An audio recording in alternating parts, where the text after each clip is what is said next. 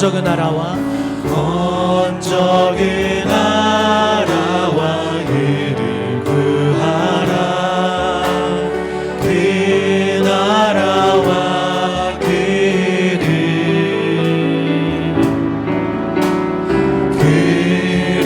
그리하면 이 모든 것을 너희에게 더하시리. 우리 2절의 가사로 고백합시다. 사람이 떡으로만 살 것 아니요 하나님 말씀으로 하나님 말씀으로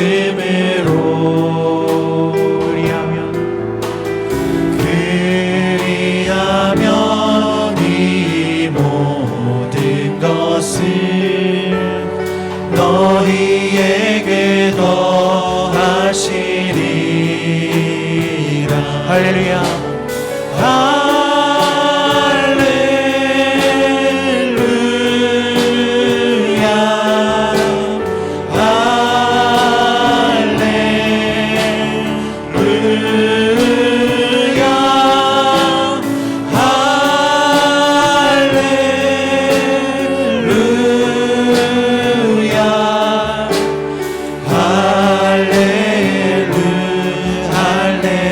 3절의 가사로 고백합시다. 구하라 구하라. 그리하면 주실 것이요 찾으라 찾을 것이요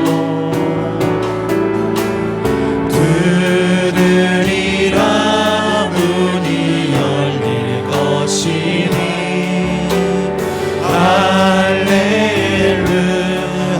우리 같은 가사로 다시 한번 찬양합시다. 구하라 구하라. 그리하면 주실 것이요 찾으라 찾을 것이요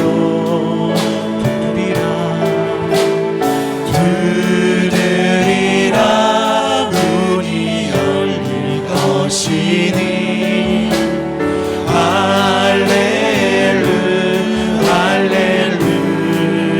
할렐루야.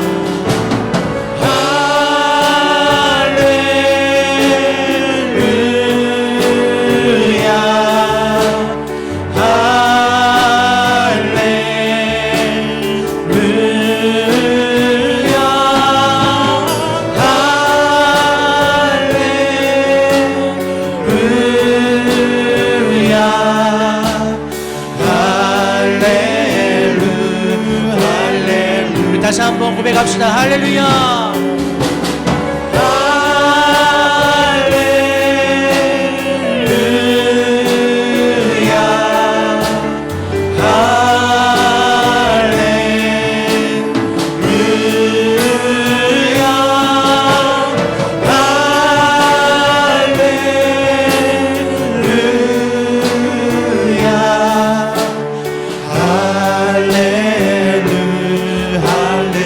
처음부터 같이 찬양하기 원합니다. 먼저 그 나라와 먼저 그 나라와 의를 구하라. 그 나라와 그를 그리하면 이 모든 것을 너희에게 우리 2절의 가사로 다시 한번 찬양합시다. 사람이 떡으로만 살 것 아니 오직 하나님의 말씀으로 하나님 말씀으로 아멘. 그리하면 이 모든 것을 너희에게 더하시리. 우리 마음을 열어 주께 할렐루야.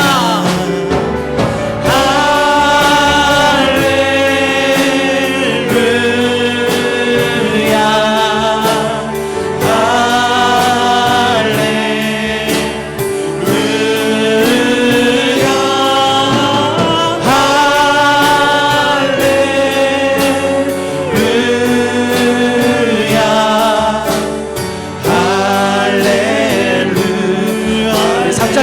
다시 한번 찬양하기 원합니다.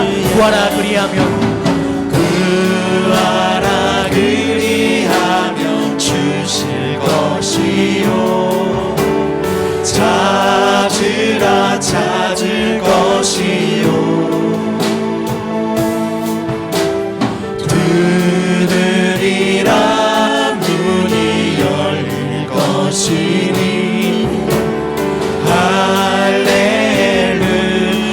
우리 같은 가사로 다시 한번 선포하며 구하라 구하라 그리하면 주실 것이요 찾으라 찾을 것이요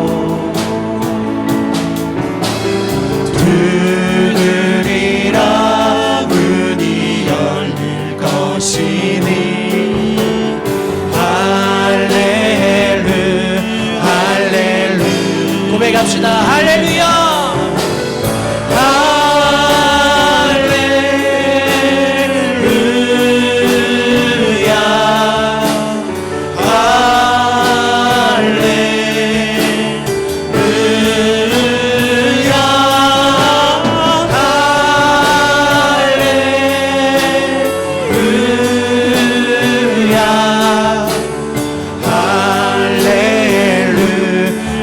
우리 전심으로 다시 한번 주께 할렐루야.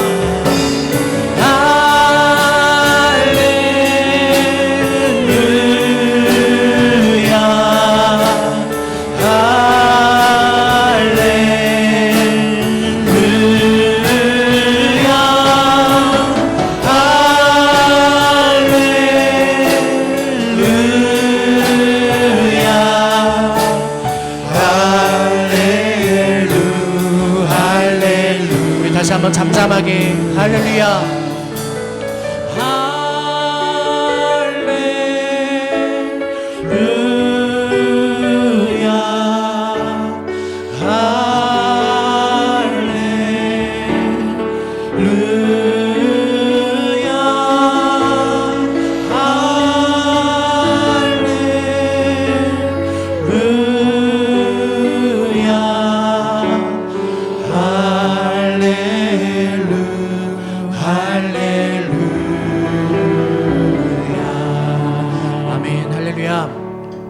주일 영광 예배에 오신 여러 성도님들을 주의 이름으로 환영하며 축복합니다. 우리 옆 성도님들을 보며 인사합시다. 주의 이름으로 환영합니다. 축복합니다. 잘 오셨습니다. 환영합니다.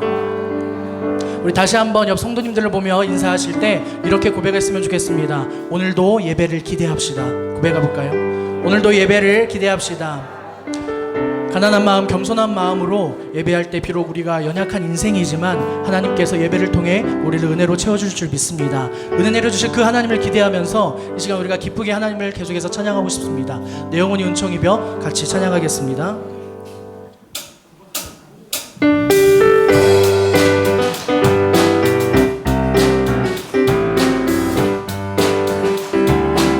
찬양합시다.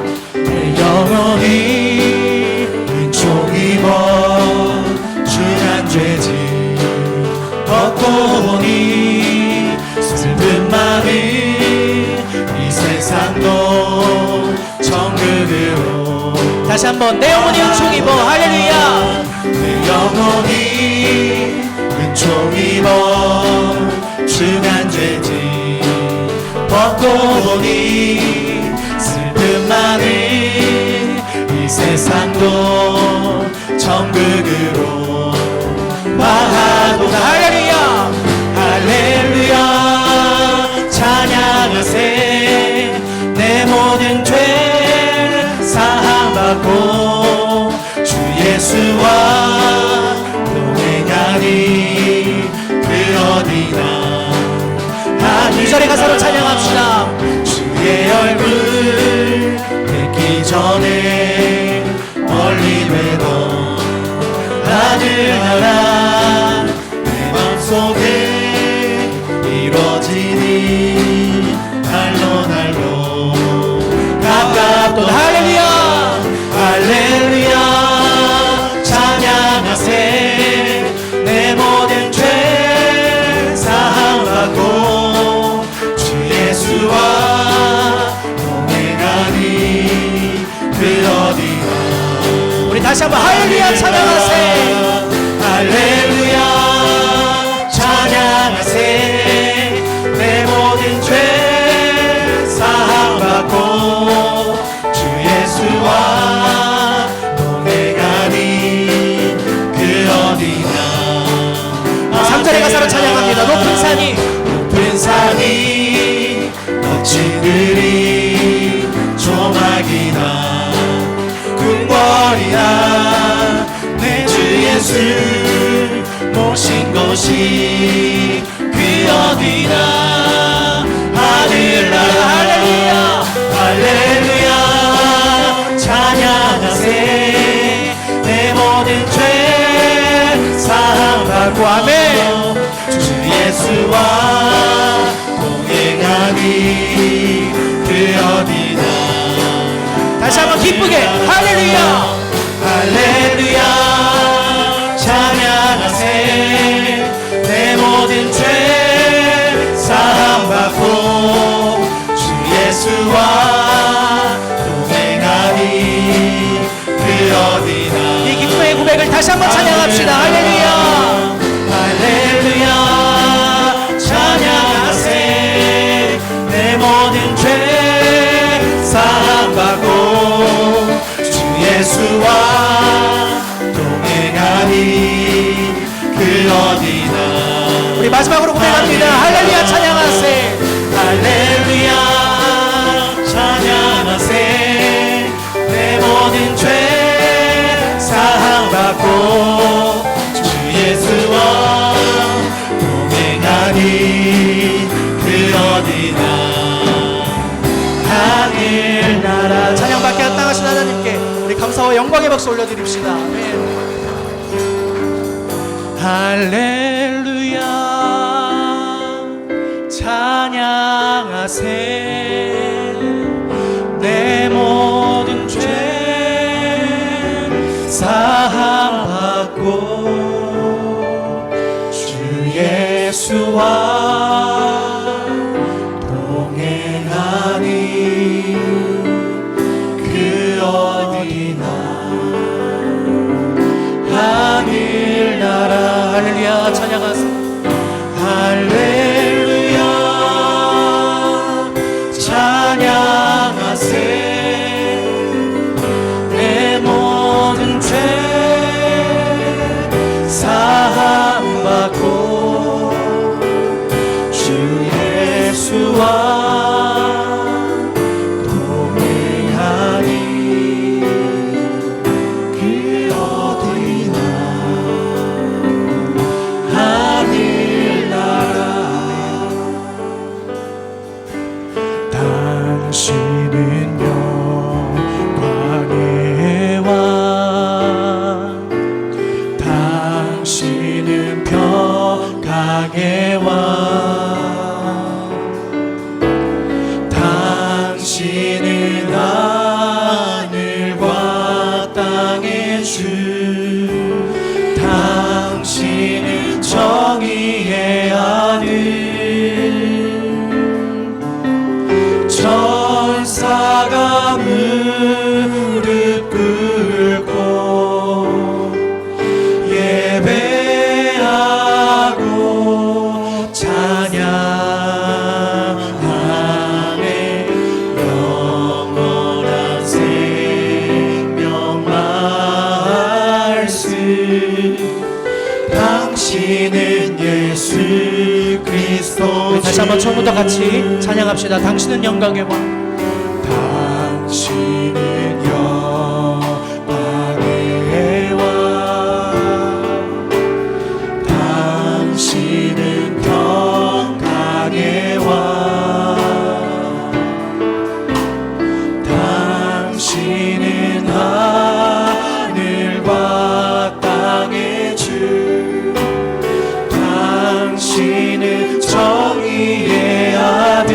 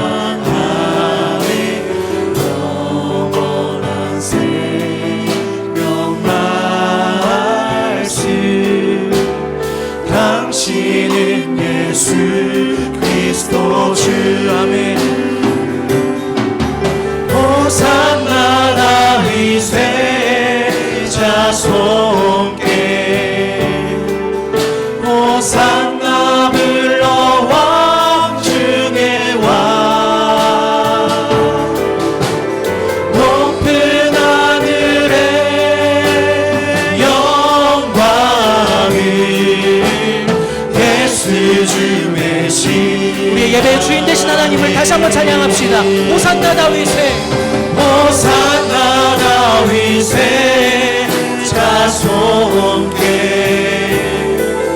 호산나 물러왕 중에 와 높은 하늘의 영광을 예수 주 메시아 높은 하늘의 영광을 할렐루야. 높은 하늘의 영광을 예수 주 메시아네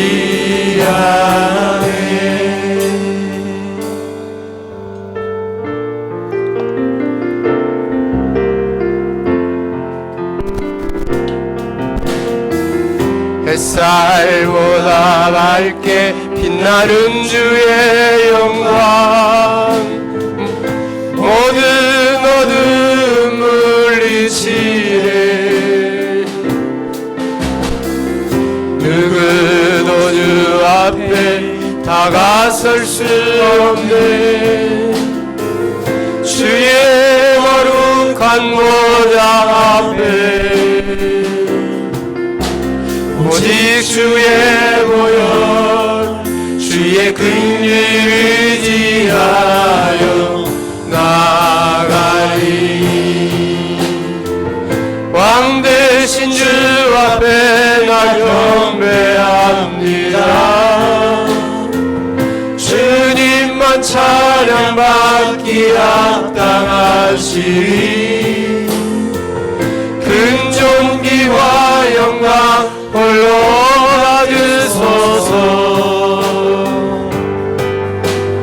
주 앞에 나아갑니다 왕 되신 주 앞에 나 경배합니다 주님만 찬양받기 합당하시니 큰 존귀와 영광 홀로 받으소서 주 앞에 나아갑니다. 살아계신 하나님 아버지, 오늘 또 저희들을 주의 전으로 불러주시고 우리의 마음과 정성을 다하여 하나님을 찬양하며 경배하게 하여 주신 것을 감사합니다. 한 주간 동안도 은혜로 저희들의 삶을 인도하여 주셨사오니 오늘 예배 드리는 이 순간에도 하나님의 은혜가 우리의 심령 속에 넘치게 하여 주시며 기쁨과 감격으로 하나님을 노래하며 영광 돌리는 귀한 시간 되게 하여 주옵소서. 모든 예배를 온전히 주님께 의탁하옵고 예수 그리스도 이름으로 기원하옵나이다. 아멘.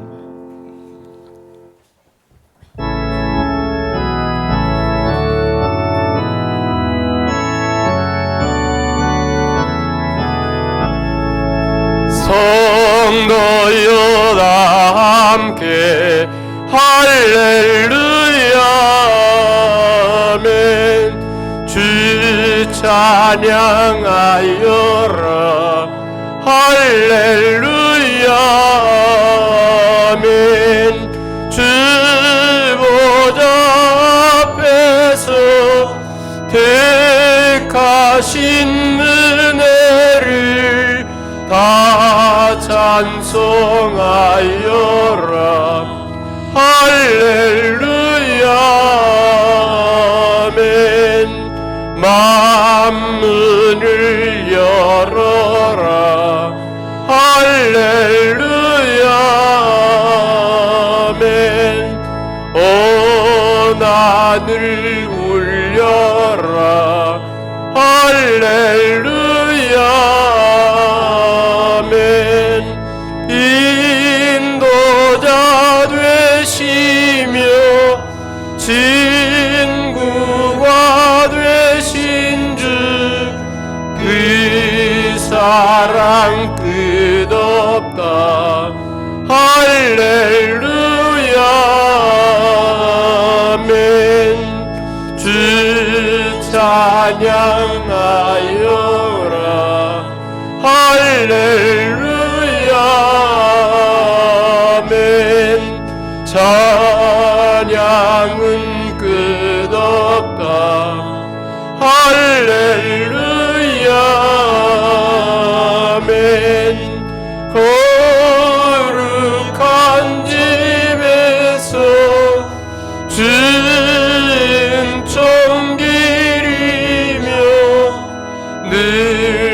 찬송 부르자.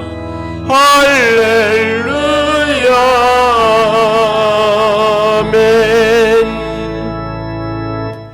전능하사 천지를 만드신 하나님 아버지를 내가 믿사오며 그 외아들 우리 주 예수 그리스도를 믿사오니 이는 성령으로 잉태하사 동정녀 마리아에게 나시고 본디오 빌라도에게 고난을 받으사 십자가에 못 박혀 죽으시고 장산지 사흘 만에 죽은 자 가운데서 다시 살아나시며 하늘에 오르사 전능하신 하나님 우편에 앉아 계시다가 저리로서 산자와 죽은 자를 심판하러 오시리라. 성령을 믿사오며 거룩한 공예와 성도가 서로 교통하는 것과 죄를 사하여 주시는 것과 몸이 다시 사는 것과 영원히 사는 것을 믿사옵나이다. 아멘. 성시교독 제16번 시편 28편입니다. 성시교독 16번 시편 28편 교독하겠습니다. 여호와여 내가 주께 부르짖으오니 나의 반석이여 내게 길을 막지 마소서.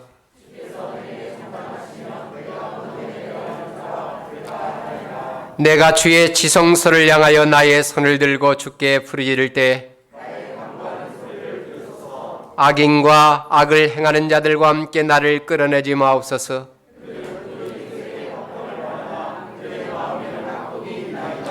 그들은 여호와께서 행하신 일과 손으로 지으신 것을 생각하지 아니하므로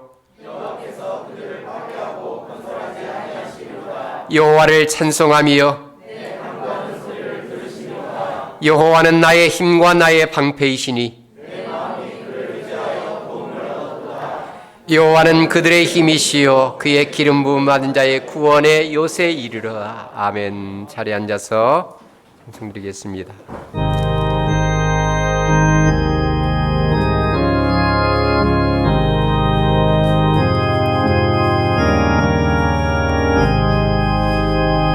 나 주를 멀리 떠났다 이제 옵니다. 나 죄의 길에 시달려 주여 옵니다. 나 이제 왔으니 내 집을 찾아 주여 나를 받으사 맞아 주소서. 그 귀한 세월 보내고 이제 옵니다. 나 뉘우치는 눈물로 주여 옵니다. 나 이제 왔으니 내 집을 찾아 주여 나를 받으사 맞아 주소서. 나 죄에 매여 고달파 이제 옵니다. 그 크신 사랑 받고자 주여 옵니다. 나 이제 왔으니 내 집을 찾아 주여 나를 받으사 맞아 주소서. 이 병든 마음을 고치려 이제 옵니다. 큰 힘과 소망 말하고 주여 옵니다. 나 이제 왔으니 내 집을 찾아 주여 나를 받으사 맞아주소서. 나 바랄 것이 무언가 우리 주 예수 날 위해 증인 당하심 믿고 옵니다. 나 이제 왔으니 내 집을 찾아 주여 나를 받으사 맞아주소서.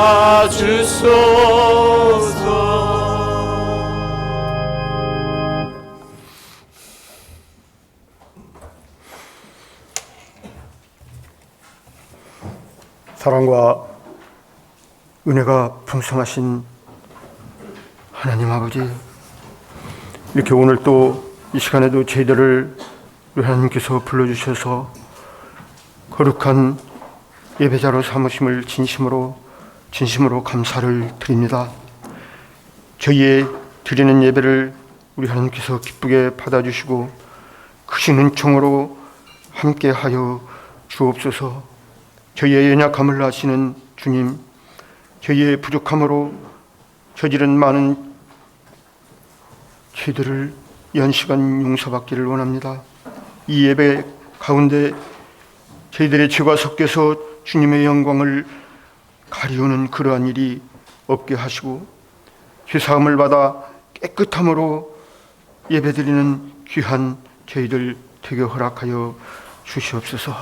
사랑의 아버지 하나님, 저희가 이 땅을 살아가는 동안 주님께 예배드림을 늘 잊지 않게 허락하여 주시옵소서. 어디를 가든지 저희들 무엇을 하든지 아브라함처럼 늘 항상 예배를 우선순위에 놓을 수 있는 그러한 삶이 되게 허락하여 주시고 예배의 능력으로 살아갈 수 있는 그러한 저희의 삶이 늘 되게 허락하여 주시옵소서. 예배를 통하여 아버지 하나님 이 땅에서도 천국이 이루어지는 것을 경험하게 하시고 아버지 하나님 이렇게 예배를 통하여서 언제나 주님의 그 크신 사랑과 능력을 신뢰하며 살아갈 수 있도록 함께 허락하여 주시옵시고 주님의 사랑으로 하나님을 늘 날마다 찬양하는 저희들이 되게 허락하여 주시옵소서. 자비로우신 주님, 이 시기에 저희 드림교회를 이곳에 세워 주셨습니다. 복음의 증인자들이 다 되게 하여 주시옵시고 복받는 큰 교회가 되게 하여 주시옵소서. 흩어져 있던 형제 자매들 오늘 또 축복의 날 저희들에게 허락하여 주셔서 예배자로 삼아주심을 감사드립니다. 더 뜨겁게 분발하여서 어떻게 하면 하나님을 더 기쁘게 해드릴 수 있는가를 저희들 늘 생각하면서 복음사역 잘 감당할 수 있도록 우리 하나님께서 늘 함께하여 주시옵소서. 주님, 아직도 바이러스 19로 고통받는 자들 있습니다. 각국 나라별로 희생된 자들도 있습니다. 긍휼히 여겨주시고 빠른 회복을 원합니다. 바이러스를 거두어 주시옵시며 이 땅에 하나님의 교회도 회복시켜 주시옵소서. 19로 인하여 애쓰는 담당하는 지도자, 병원, 간호원 모든 자들에게도 아버지 하나님 피곤치 않도록 붙들어 주시옵시며 이 시간도 해외에서 수고하시는 선교사님 위에도 함께 하여 주십시고 뜻하지 아니한 일구를 잘 극복해 나갈 수 있는 지혜도 허락하여 주시옵소서. 아버지 하나님, 이 나라 이 민족을 긍휼히 여겨 주셔야만이 되겠습니다. 사이로 귀한 국회의원 선거날은 지났지만 당선된 국회의원 유정자들이 이 나라를 잘 이끌고 나갈 수 있는 지혜도 허락하여 주옵소서. 오늘 또 계시된 말씀을 전하시는 목사님을 성령의 권능으로 붙들어 주시고 주님의 권세와 한없는 은혜의 말씀이 이 한 시간 선포되는 귀한 시간이 되게 허락하여 주옵소서. 오늘 또 예배를 위해 봉사하는 귀한 손길이십니다. 아버지 하나님, 좋은 것으로만 늘 채워 주시옵소서. 우리 하나님께서 이 한 시간 악한 마귀는 일점의 억도 틈타지 못하도록 지켜주시고 함께하여 주실 줄 믿사오며 우리를 구원해주시고 능력 많으신 예수님 이름으로 감사드리며 기도드리옵나이다. 아멘.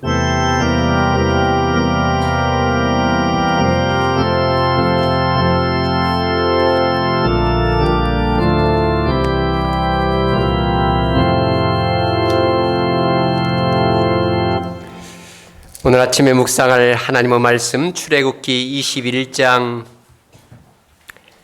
12절에서 27절 말씀까지 한 절씩 교독하겠습니다. 구약성경 114페이지 출애굽기 21장 12절에서 27절입니다. 제가 먼저 12절 읽겠습니다.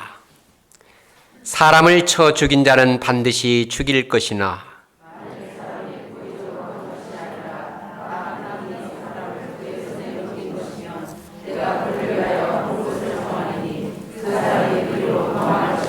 사람이 그의 이웃을 고의로 죽였으면 너는 그를 내 제단에서라도 잡아내려 죽일지니라. 사람을 납치한 자가 그 사람을 팔았든지 자기 수하에 두었든지 그를 반드시 죽일지니라. 사람이 서로 싸우다가 하나가 돌이나 주먹으로 그의 상대방을 쳤으나 그가 죽지 않고 자리에 누웠다가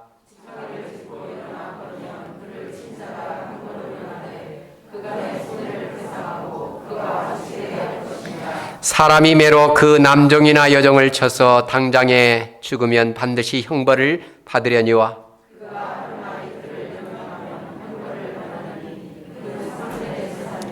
사람이 서로 싸우다가 임신한 여인을 쳐서 낙태하게 하였으나 다른 해가 없으면 그 남편의 청구대로 반드시 벌금을 내되 재판장의 판결을 따라 낼 것이니라. 눈은 눈으로, 이는 이로, 손은 손으로, 발은 발로.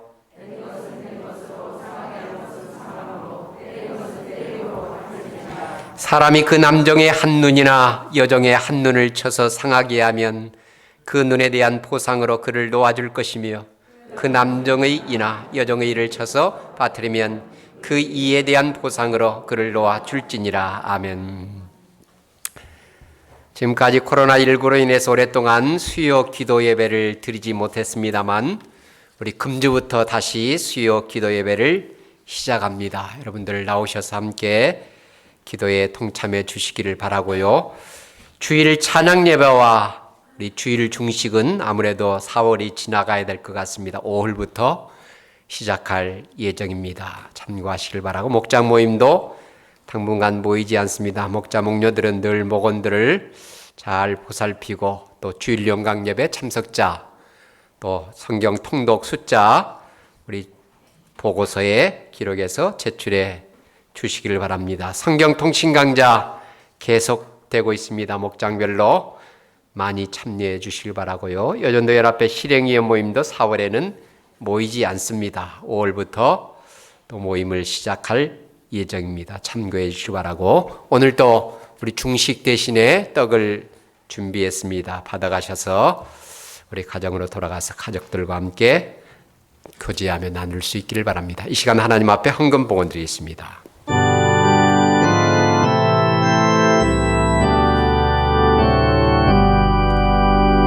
나의 생명 드리니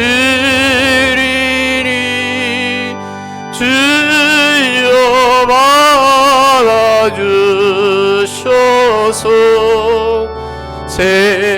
세상 살아갈 동안 찬송하게 하소서. 나의 보아 드리니 주여 받아주셔서 하늘나라 위하여 주 뜻대로 쓰소서.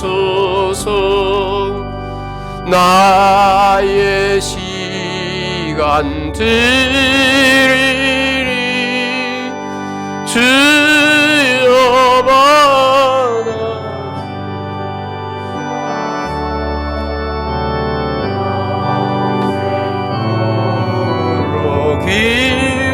위에 봉사하게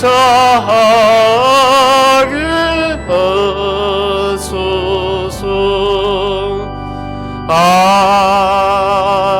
아멘. 복음되는 것을 위해서 기도하겠습니다. 하나님 아버지, 오늘 또 주님 앞에 나와서 예배하면서 적은 액수지만 우리의 마음과 정성을 담아 헌금으로 드립니다. 매주일 영광 예배를 드리면서 주일헌금을 드리게 하여 주시며 지난 한 주간 동안도 베풀으신 그 은혜와 또 자비로 인해서 감사의 예물을 드리게 하여 주시며 또 지난 한 달 동안 또 한 주간 동안 땀 흘려 수고한 열매 가운데 구별하여 10분의 1을 하나님 앞에 드립니다. 또한 지금도 우리를 대신해서 귀한 사역을 감당하는 후원 선교사들이 사역을 위해서 미약한 교회와 또 선교 기관을 돕는 일을 위해서 또한 지금도 태국 산마을 학생들을 후원하는 일로 선교 헌금을 드리오니 하나님이 헌금이 아름답게 목적에 맞게 하나님의 영광을 위해서 사용되게 하여 주시고 하나님 나라의 복음을 선포하는 일, 그리스도의 사랑을 함께 나누는 일에 이 귀한 물질이 아름답게 사용되게 하여 주시었기를 간절히 소원합니다. 하나님, 저희들이 날마다 순간순간마다 살아가면서 우리에게 일용할 양식으로 채워주시는 하나님 앞에 늘 감사하게 하여 주시며 또한 어려운 시대에 무엇을 먹을까 마실까 입을까 염려하기보다는 먼저 그의 나라와 의를 구하는 믿음의 백성들이 되게 하여 주시었기를 소원합니다. 늘 우리의 손을 펴서 베푸는 삶을 살아가는 우리 믿음의 식구들이 되게 하여 주옵소서. 이 시간도 드린 물질 주님께서 기쁘게 받으실 줄 믿고 감사를 드리며 예수 그리스도 이름으로 기도 올려옵나이다. 아멘.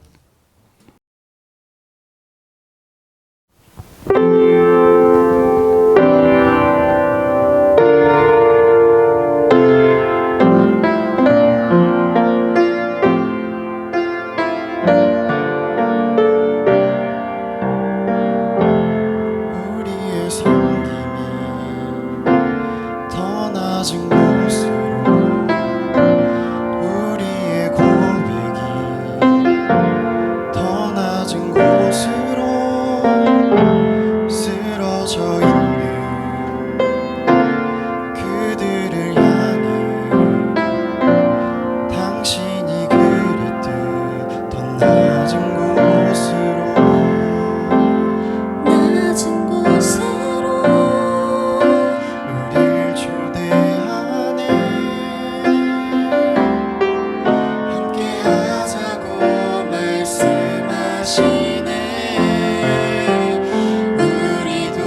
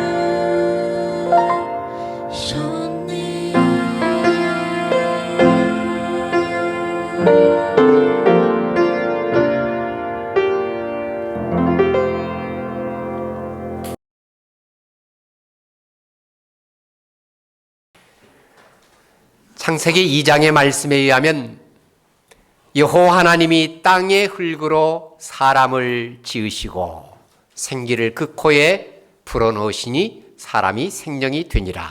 그렇게 말씀합니다. 여러분, 이렇게 우리 인간은 삼위 하나님의 형상과 모양대로 창조함을 받은 만물의 영장입니다. 하나님께서 엿새 동안에 모든 만물을 창조하시고 보시기에 심히 좋았더라 말씀하시죠. 그렇기 때문에 여기에는 당연히 사람도 포함되어집니다. 그렇습니다. 하나님께서는 자신의 형상과 모양대로 지어진 사람을 보시면서 보시기에 매우 좋았다, 매우 만족해 하셨습니다. 여러분, 우리 인간의 생명이 참으로 귀하고 아름답다는 것을 피부로 느끼고 있습니까? 사실 우리 주위에는 인간의 추한 모습을 너무나도 자주 보고 목격하니까 인간의 아름다움을 쉽게 느끼지 못할 때가 많습니다. 요즘에는 왜 이렇게 끔찍하고 추한 사고나 사건들이 많이 일어나는지, 그러한 사고나 사건들에 휘말려 인간의 생명이 무참하게 짓밟히는 현장을 목격하기도 합니다.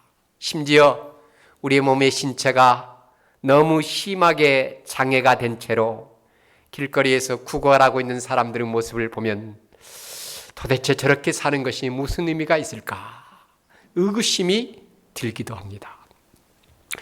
그럼에도 불구하고 인간의 생명은 참으로 귀합니다. 이것은 하나님께서 우리에게 주신 단 한 번의 선물입니다. 인간의 생명은 두 번의 기회가 주어지지 않습니다. 단 한 번의 선물이 인간의 생명입니다.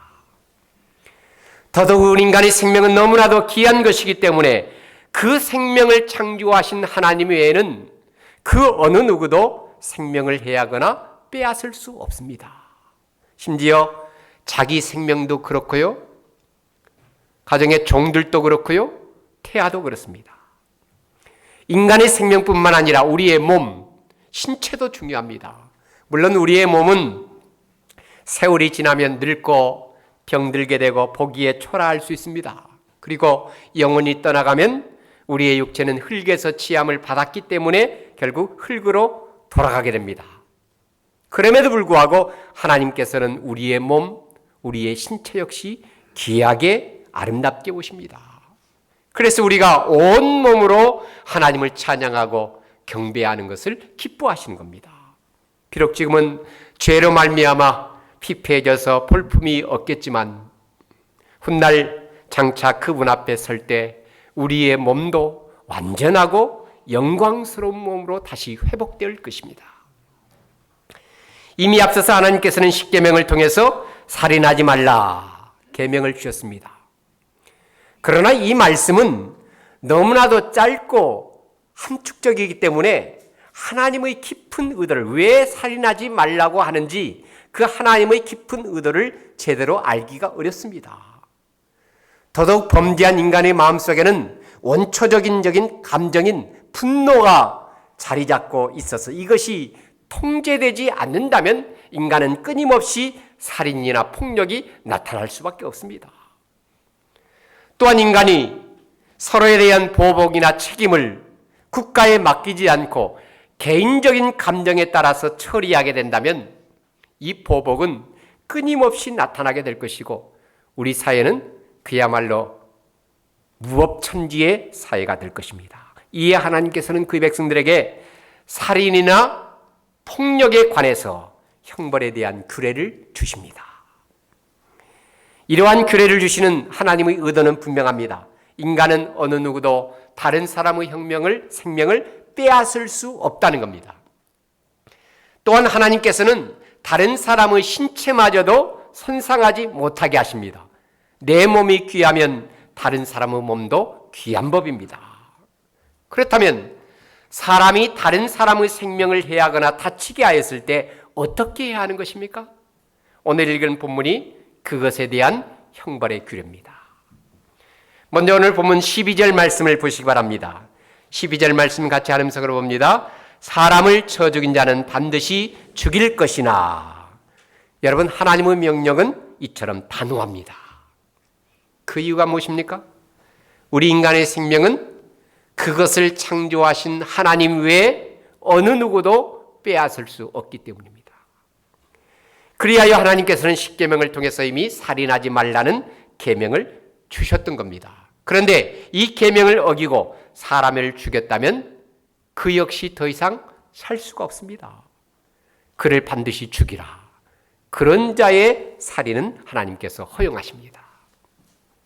일찍이 하나님께서 노아와 무지개의 언약을 맺으면서 이것을 분명하게 밝히십니다. 창세기 9장에 보면 다른 사람의 피를 흘리면 그 사람의 피도 흘릴 것이니 이는 하나님이 자기 형상대로 사람을 지으셨음이니라. 그렇습니다. 인간은 하나님의 형상으로 지음받은 존재입니다. 그렇기 때문에 지금 어떤 상태에 있든지 비록 혐오스럽고 인간답지 못한다 할지라도 우리의 내면 속에는 회복될 가능성을 가진 하나님의 형상이 존재하고 있는 겁니다. 그러기에 일찍이 노아에게 언약을 맺으면서 피를 흘리면 반드시 피를 흘리라. 어떤 사람이 하나님의 형상을 가진 사람을 죽였다면 그 역시 죄에 대한 형벌로 죽이라는 겁니다. 이처럼 하나님은 살인자에 대해서 반드시 사형에 처할 것을 명하고 있습니다. 물론 오늘날 많은 국가들이 사형 제도에 대해서 논쟁을 벌이고 있습니다. 사회 질서 유지를 위해서 반드시 사형 제도가 필요하다. 찬성론이 있고요. 인간의 고귀한 생명에 대한 처벌이기 때문에 이 사형 제도는 폐지되어야 한다. 반대론이 있습니다. 더더욱 근대 이후에 인권의 핵심을 생명에 두면서 다수의 국가들이 이 사형 제도를 폐지하는 추세에 있지만 아직도 세계 여러 나라의 일부 국가에서는 사형 제도를 실시하고 있습니다. 우리나라도 2010년에 이 헌법재판소에서 사형 제도가 합헌이다 판결을 내렸습니다. 그러나 그 이후 10여 년이 흘러오는 동안 단 한 차례도 사형이 집행되고 있지는 않습니다. 우리나라도 실질적인 사형 폐지 국가입니다. 그러나 하나님의 명령은 분명합니다. 사람을 죽인 자는 반드시 죽이라. 그런데 여기에도 예를 두고 있습니다. 이어지는 13절에 보니까 만일 사람이 고의적으로 한 것이 아니라 나 하나님이 사람을 그의 손에 넘긴 것이면 내가 그를 위하여 한 곳을 정하리니 그 사람이 그리로 도망할 것이며, 이를테면 고의적으로 의도적으로 사람을 죽인 것이 아니라 피치 못할 과실로 사람을 죽였을 경우에 하나님께서 지정하신 것으로 피하여 목숨을 건질 수 있도록 합니다. 이것이 소위 토피성 제도죠. 하나님께서는 이스라엘 백성들이 가나안 땅에 들어갔을 때 요단강 동편의 3곳, 요단강 서편의 3곳, 이렇게 6개의 도시를 도피성으로 지정해서 부지 중에 과실로 사람을 죽인 자는 그 성으로 들어가서 살도록 배려합니다. 그렇다면 그 성으로 도망하여 들어간 자마다 살인자가 모두 그러한 보호를 받는 것은 아닙니다. 사실 여부를 확인하는 재판 과정을 거쳐서 만약에 이 사람이 고의성이 없다, 부지 중에 과실로 사람을 죽였다, 그것이 드러나면 그 도피성에서 살게 됩니다. 만약 그 도피성 밖으로 나가면 혹 피해자의 가족이 그를 보고 보복을 당할 수 있기 때문에 도피성 밖으로 나가는 것을 금하였습니다. 그렇게 부지 중에 살인한 자가 도피성에서 살다가 그 해의 대제사장이 죽으면 자기 집으로 돌아갈 수 있도록 되어 있습니다. 집으로 돌아가도 피해를 당한 자가 보복을 하지 못하도록 하는 것이 바로 도피성 제도입니다. 이러한 도피성 제도는 오늘날의 사형 제도보다 융통성이 더 많을 뿐만 아니라 사람의 인권을 존중하는 측면에서 매우 의미 있는 제도라고 생각합니다. 또 하나, 부지 중에 과실로 살인한 자라 억울한 일을 당해서 생명의 위협을 느끼는 자는 성전 안으로 들어가서 제단불을 붙잡고 있으면 함부로 그를 끌어내어서 보복할 수 없도록 되어 있습니다. 여기서 성전 안에 들어가서 제단불을 잡는다는 행위는 자기 죄에 대한 회개의 표시이고 하나님 앞에서 자비와 긍휼을 간구하는 행위가 제단불을 잡는 행위입니다. 이것 역시 사람의 인권을 존중하는 하나의 규례입니다. 그러나 무조건 성전 안으로 들어가서 제단불을 잡았다고 해서 모두가 보호를 받는 것은 아닙니다.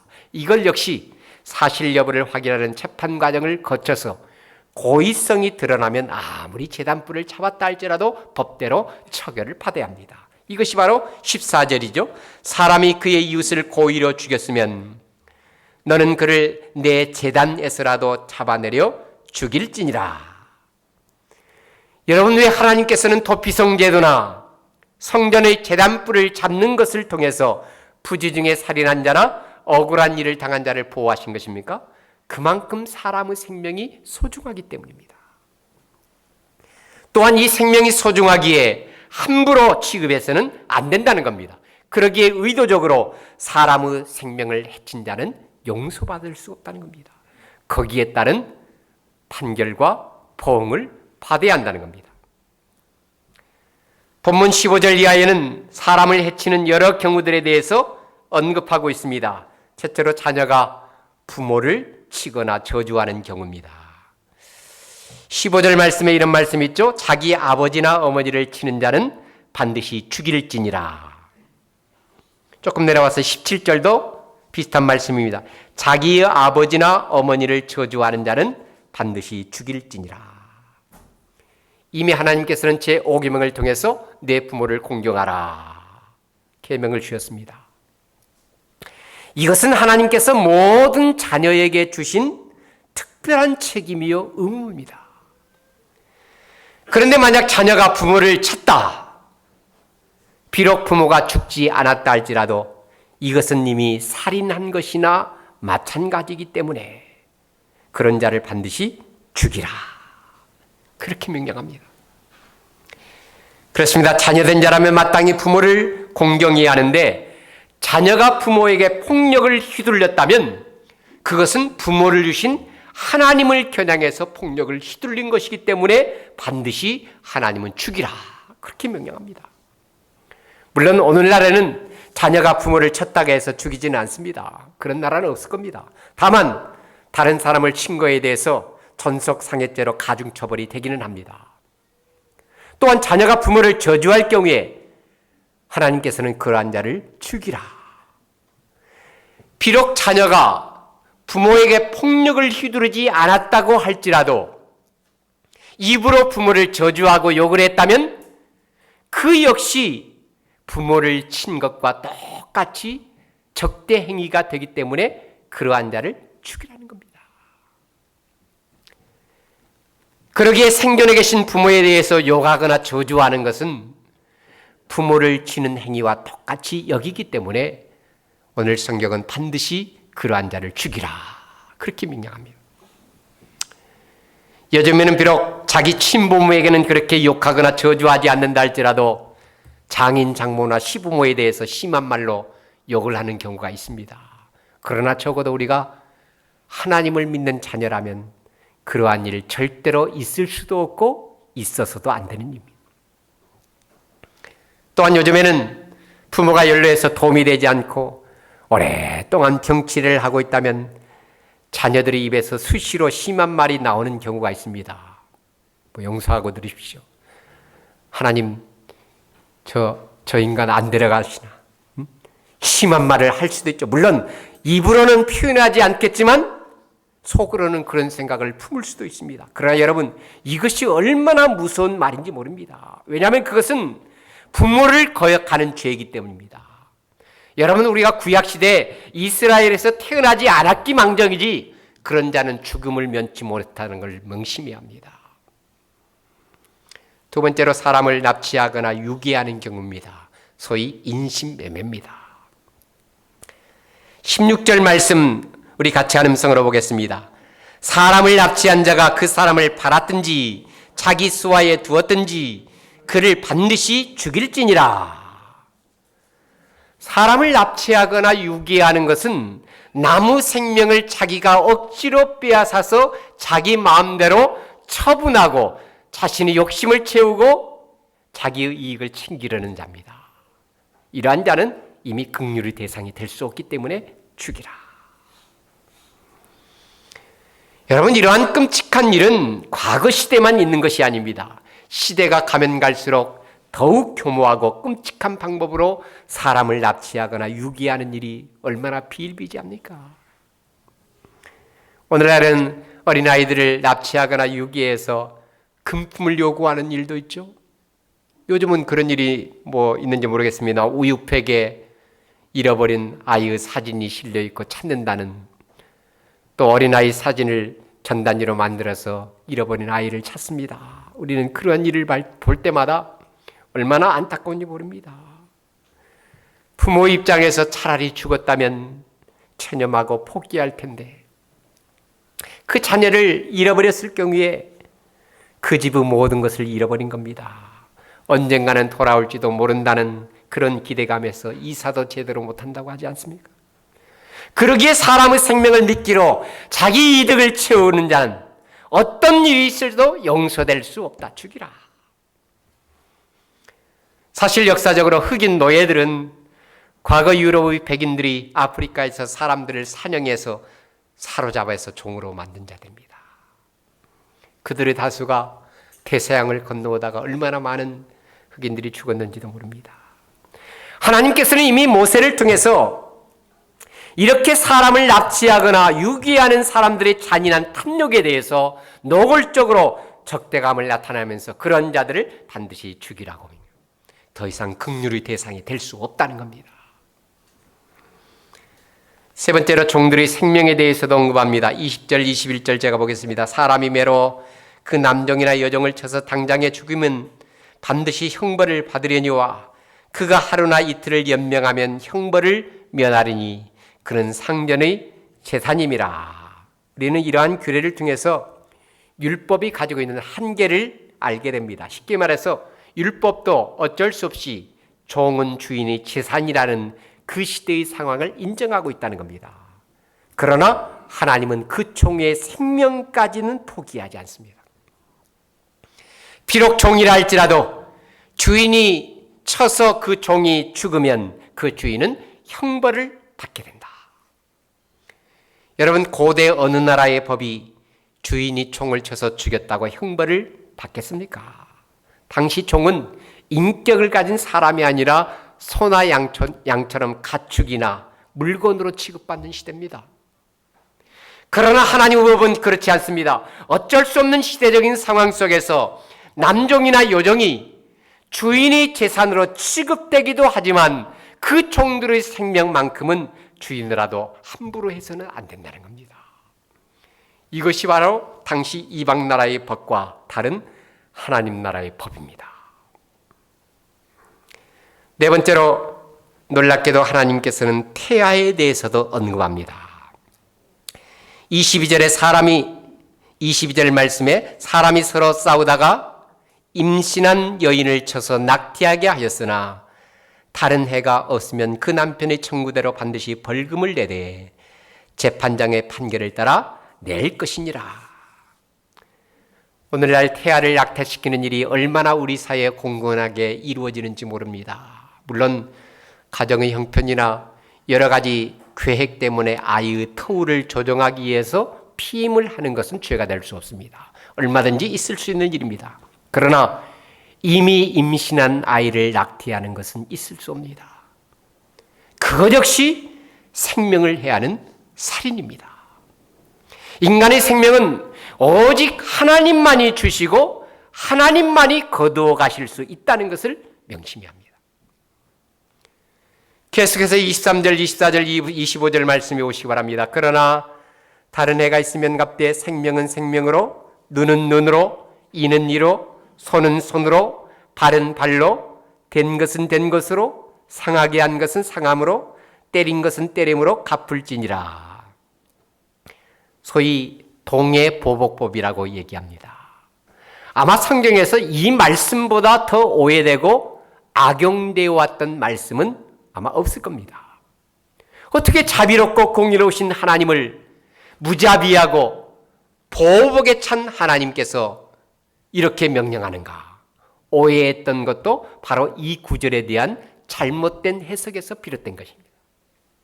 오늘 본문에 와서 22절 마지막에 재판장의 판결을 따라 낼 것이니라 이렇게 말씀하면서 23절이 이어집니다. 무엇을 말하는 것입니까? 23절, 24절, 25절의 말씀은 재판장의 판결, 즉 재판의 기준을 제시하고 있다는 겁니다.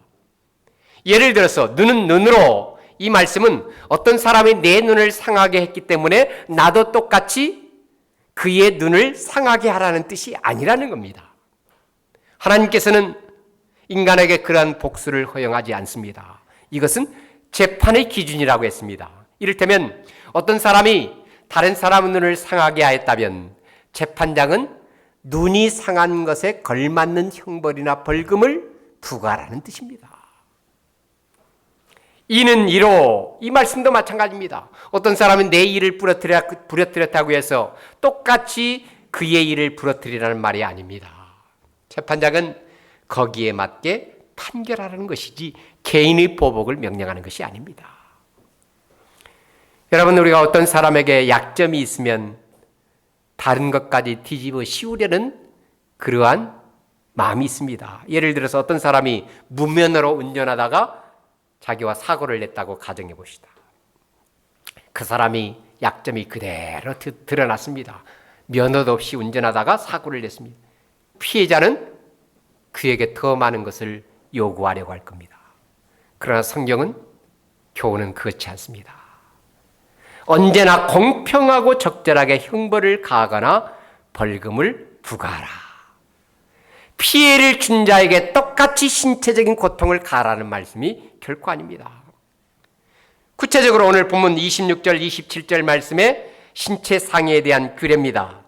사람이 그 남종의 한 눈이나 여종의 한 눈을 쳐서 상하게 하면 그 눈에 대한 보상으로 그를 놓아줄 것이며, 그 남종의 이나 여종의 이를 쳐서 빠뜨리면 그 이에 대한 보상으로 그를 놓아줄지니라. 이것이 바로 공평한 보상의 한 예입니다. 앞서서 종은 주인의 재산이라고 했습니다. 그러므로 주인이 남종이나 여종의 눈이나 이를 상하게 하였다면 금전적으로 보상하기 애매하니까 그를 놓아주라는 겁니다. 이것을 보더라도 눈은 눈으로, 이는 이로, 동해 보복법의 이 말씀은 남이 나에게 끼친 애를 그대로 돌려주라는 보복조항이 결코 아니라는 것을 깨달아야 합니다. 그것은 신체 상해에 대한 금전적인 보상, 노동상의 보상이라는 것을 깨달아야 합니다. 그럼에도 불구하고 오늘날 지구상에서 이러한 규례를 문자적으로 지키는 사람들이 있습니다. 누굽니까? 무슬림들입니다. 표면적으로 그들은 율법에서 명한 하나님의 뜻이라고 말하지만 그 내면을 들여다보면 재물에 대한 욕심, 권력에 대한 욕심, 그것을 쟁취하기 위한 투쟁에 불과합니다. 그렇기 때문에 무슬림들은 서심없이 테러를 일삼으면서 성전, 즉 거룩한 전쟁이라는 이름으로 수많은 사람들을 죽이는 것입니다. 예를 들어서 팔레스타인 지역에서 상대방이 미사일을 한 번 쏘면 똑같이 자기도 미사일을 한 대 쏩니다. 이것이 바로 율법의 적용이라 그렇게 생각하는 겁니다. 지금도 무슬림들은 이러한 잘못된 법 해석으로 수많은 사람들을 고통 속에서 헤어나지 못하도록 하고 있다는 것을 주목해야 합니다. 산상보훈에 와서 예수님께서는 전혀 이러한 규례를 다른 차원에서 해석합니다. 마태복음 5장에 보면은 또 눈은 눈으로, 이는 이로 갚으라 하였다는 것을 너희가 들었으나 나는 너희에게 이르노니 악한 자를 데려가지 말라. 누구든지 내 오른편 뺨을 치거든 왼편도 돌려대며 또 너를 고발하여 속옷을 가지고자 하는 자에게 겉옷까지 가지게 하며 또 누구든지 너로 억지로 오리를 가게 하거든 그 사람과 심리를 동행하고 내게 구하는 자에게 주며 내게 꾸고자 하는 자에게 거절하지 말라. 또 내 이웃을 사랑하고 내 원수를 미워하라 했다는 것을 너희가 들었으나 나는 너희에게 이르노니 너희 원수를 사랑하며 너희를 박해하는 자를 위하여 기도하라. 여러분, 인간이라면 누구든지 복수하고 싶은 마음, 내 권리를 주장하고 싶은 마음이 있습니다. 그런데도 예수님은 그것을 뛰어넘어서 대적하는 악한 자를 대적하지 말고 오히려 그를 사랑하며 기도하라, 그렇게 가르칩니다.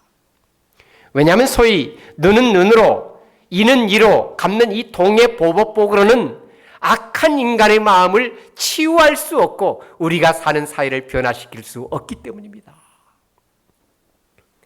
그 유일한 방법이 바로 선으로 악을 이기는 것입니다.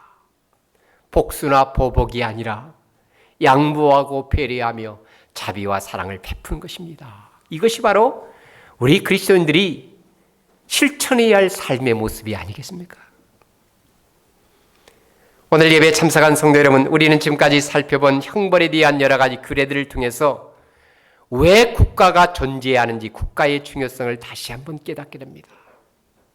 하나님께서는 무지한 자의 피를 흘리는 일을 막고 약자들의 피해를 공정하게 보상하도록 하기 위해서 국가를 세우시고 그 국가에 공권력을 부여하십니다.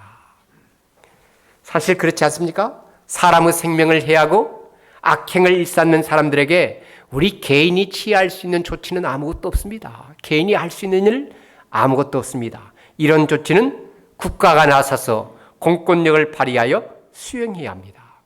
그래서 성경적인 입장에서 볼 때 국가가 해야 할 가장 중요한 일은 역시 공평과 정의의 실천입니다.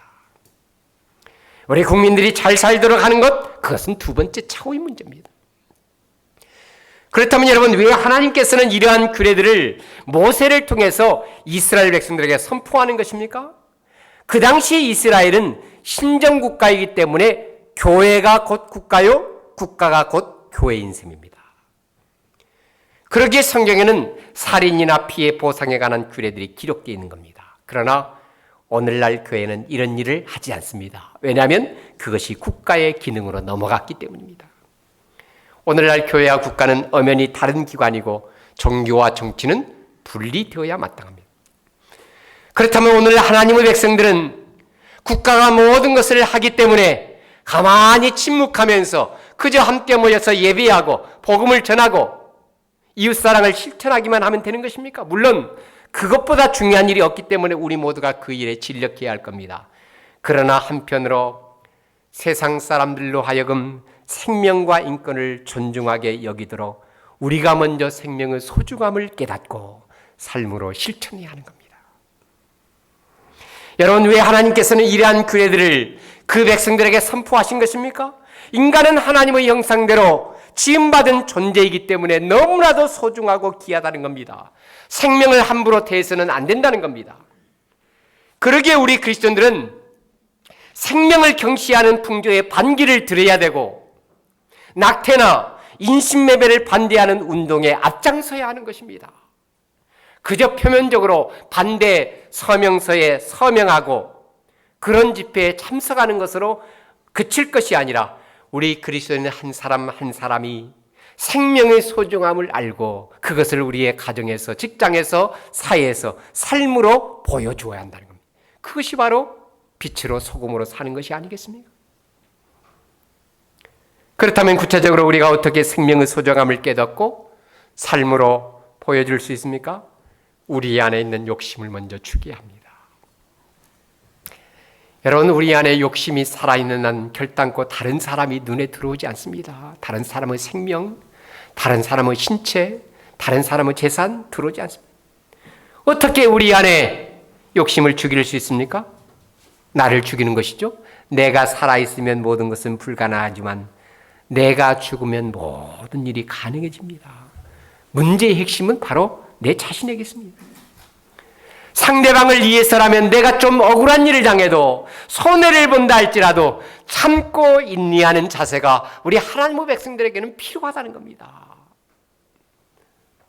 상대방이 눈을 상하게 했기 때문에 상대방은 눈을 상하게 하는 것이 아니라 상대방이 내 일을 상하게 했기 때문에 상대방의 일을 상하게 하는 것이라 아니라 비록 억울한 일을 당하고 손해를 본다 할지라도 참고 인내하면서 내가 중요하면 상대방이 중요하다는 이 생명의 존중함을 우리가 가져야 한다는 겁니다.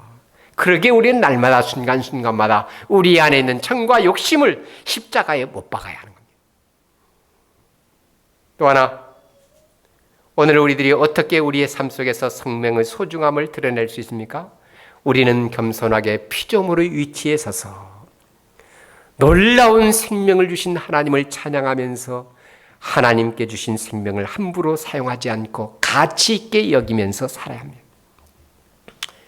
오늘 우리 한 사람 한 사람이 그렇게 살아갈 때 오늘 우리의 사회도 조금씩 피어나게 될 것이고 국가의 공권력도 인간의 생명을 함부로 다루지 않게 될 것입니다. 이제는 우리 모두가 하나님께서 의도하신 대로 생명을 소중히 여기는 일에 앞장설 수 있게 되기를 주님의 이름으로 간절히 축복합니다. 우리 찬양 드리면서 함께 우리 기도로 나갑시다.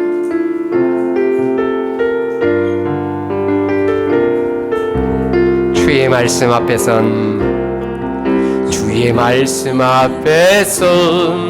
당신은 참된 예배자 그토록 찾으시던 하나님의 기쁨 이 세상을 향한 거룩한 생명 빛되어 이 세상을 위한 구원의 소망되어 영원한 하나님의 나라 함께 세워가리. 주의 부르심 따라 당신의 삶을 누릴 때 세상은 당신 안에서 주의 영광 보리라. 이 세상을 이길 주님의 군사되어 이 세상을 섬길 주님의 손과 발 되어 영원한 하나님의 나라 함께 다시 한번 주의 부르심 따라 당신이 삶을 드릴 때 주의 부르심 따라 당신의 삶을 드릴 때 세상은 당신 안에서 주의 영광 보리라. 이 세상을 주님의 군사되어 이 세상을 섬길 주님의 손과 발 되어 영원한 하나님의 나라 함께 세워가리. 우리 기도 제목 띄워주시고 오늘 이 시간 4가지 기도 제목으로 같은 마음으로 함께 기도하기를 원합니다. 우리 인간의 생명과 인권의 소중함을 깨닫고 실제로 우리의 삶에서 실천하며 살게 해달라고 기도하시길 바라고 코로나19 사태가 속히 해결되어 자유롭게 예배하며 교제하면서 일상적인 삶을 회복할 수 있도록 우리 21대 총선이 마쳤습니다. 위정자들에게 지혜와 명철과 바른 판단력을 주셔서 산적해 있는 난제들을 잘 해결하게 해달라고 드리면 모든 식구들 건강으로 지켜주시고 믿음으로 승리하는 한 주간이 되게 해달라고 우리 기도 제목 한 목소리로 함께 우리 기도하는 마음으로 봉독하고 제가 기도하겠습니다. 함께 있습니다.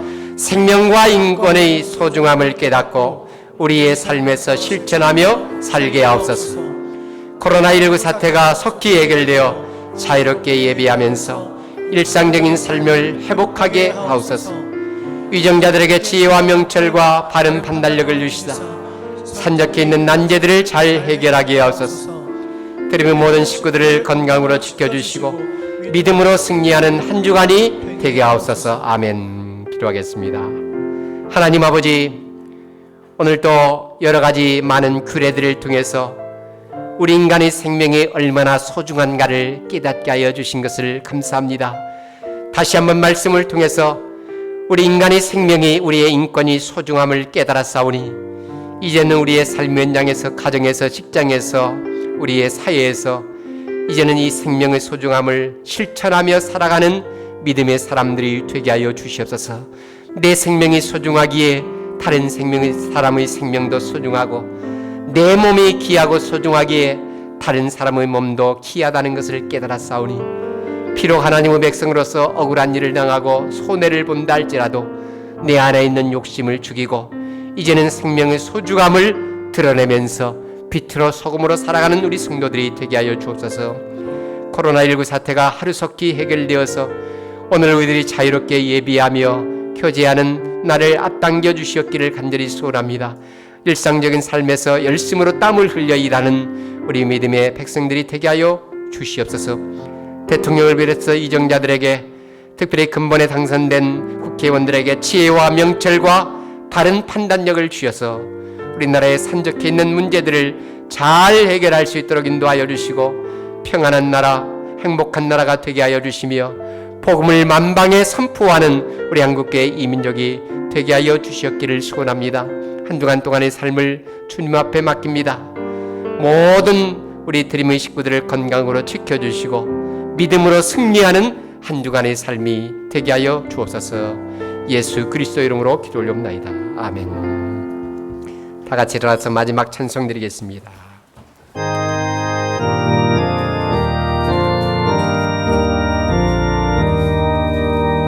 내 맘과 정성을 다하여서 주 너의 하나님을 사랑하라. 내 몸을 아끼고 사랑하듯 형제와 이웃을 사랑하라. 주께서 우리에게 명하시니 그 명령 따라서 살아가리. 널 미워 해치는 원수라도 언제나 너 그렇게 사랑하라. 널 핍박하는 자 위에서도 신실한 마음으로 복을 빌라. 주께서 우리에게 명하시니 그 명령 따라서 살아가리. 나 항상 주님을 멀리하고 형제를 사랑하지 못하였다. 이러한 죄인을 사랑하사 주께서 몸버려 죽으셨다. 속죄 큰 사랑 받은 이 몸 내 생명 다 바쳐 충성하리. 아멘. 기도하겠습니다. 지금은 우리에게 영원한 생명을 주신 우리 주 예수 그리스도의 크신 은혜와 하나님 아버지의 무한하신 사랑과 성령님의 교통하심과 감화 인도 충만 기름 부으심이 생명과 인권의 소중함을 다시 한번 깨닫고 이제는 우리의 삶의 현장에 돌아가서 삶으로 실천하기로 결심하며 주의 전을 따라가는 백성들의 머리 위에와 몸된 교회와 이민족 교회 위에 열방의 모든 하나님의 교회 위에 지금부터 영원토록 함께 있을지어다. 아멘.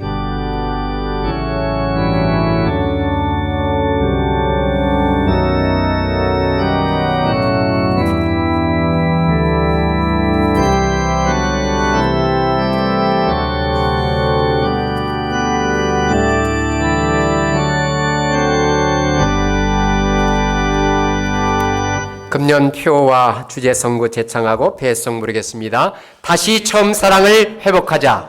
나의 힘이신 여호와여 내가 주를 사랑하나이다. 배송 부르겠습니다.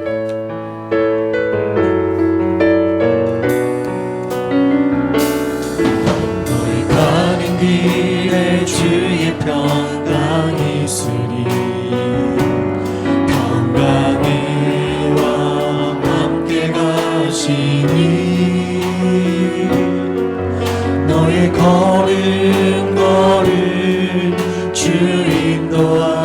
이끄시리 주의 강한 손 널 이끄시리 너희 가는 길에 주의 축복 있으리 영광의 주 함께 가시니 내가 밟는 모든 땅 주님 다스리니 너는 주의 길에 믿게 되리 주님 나라 위하여 길 떠나는 나의 형제여